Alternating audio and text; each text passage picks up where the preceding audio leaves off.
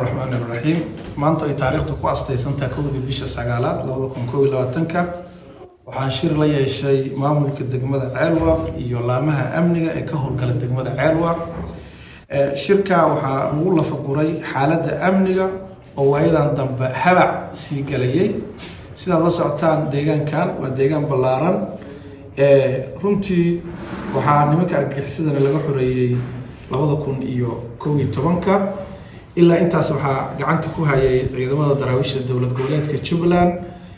قعن كوين تاس كدب وإذا ضبوها صار حق لي هبع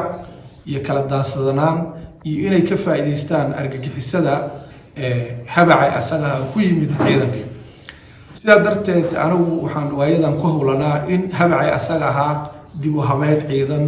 يمد معمول بالله سمايو وإذا ضبها المدة تضبط كم حن كتشرني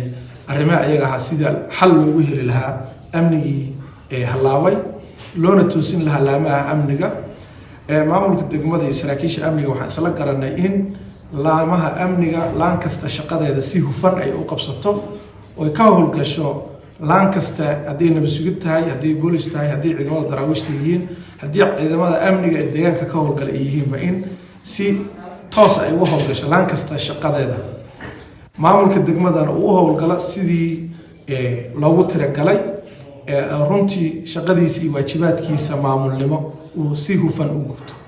sida darteed insha Allah haduu Ilaahay idmo arintaas inay miro dhal noqon doonto amnigana uu soo hagaagi doono oo amnigii sidii hore uu ahaa ay wax ka bedelmi doonaan insha Allah rahmaan rajeynaya ciidamada guud aagan ku sugan waa ciidamada dawlad goboleedka Jubbaland ee daraawiishta ah ayaguna runtii muddo dheer ay ka soo howlgalayeen deegaankan waxayna u diyaarsan yihiin in shaqooyinkooda iyo waajibaadkooda maalinlaha ay si toos u gutaan sida darteed wixii kale caqabada ah oo deegaanka ka jiray oo baahiyo ciidan ahna runtii madaxweynaha Jubbaland ayaa kula noqon doona haduu Ilaahay idmo isaga ayaana markasta diyaar u ah inuu ka xaqabtiro arrimahaas amniga khuseeyo oo baahiyaha jira sida darteed shirka iyaga maanta wuxuu ku soo ilaalay si aad iyo aad u wanaagsan is afgarad iyo in la dhaqaajiyo amniga